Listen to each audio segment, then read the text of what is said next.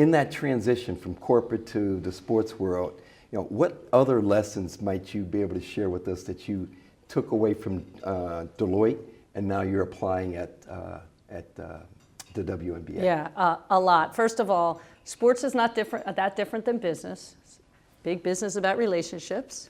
Sports is a big business, so it's about relationships with corporate partners and with your stakeholders. So the first thing I did when I came into the league, someone told me less than 1% of all corporate partnership dollars in sports goes to women's sports. Think about that. Less than 5% of all media coverage of sports back in 2019 was women's sports. We have actually moved that needle to 15%, by the way, so we're getting there.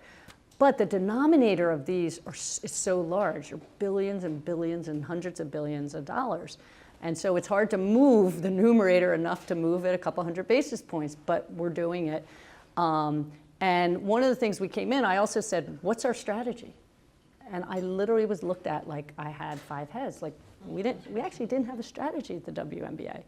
So we quickly put together, and I'm a big believer in a simple strategy. And I do everything in 3s. So our strategy was player first. So at Deloitte it was people first. It wasn't hard to come up with. Number 1 has to be player first. I came into a league, the players had opted out of the prior collective bargaining agreement, and they didn't like us. They actually didn't like the league.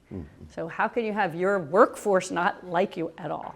So, and they didn't trust us. So player first, stakeholder success. Now the different part of my corporate world to this is my stakeholders are so different than in my corporate life.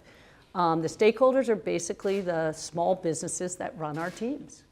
And in some cases, they're affiliated with the NBA. That's big businesses, like here in Washington. But in 7 of our teams, they're small businesses that are not NBA affiliated. So a lot of people don't know that we have independent owners, and then we have owners that do have an NBA affiliate. And then the third was fan engagement, fan experience. Because one thing I knew working on digital transformations and things like that at Deloitte is like, that is so important, especially if you're going to attract a younger digital native fan into the league, and we made it too hard to be a fan. So 3-pronged strategy: player first, stakeholder success, and fan engagement, fan experience.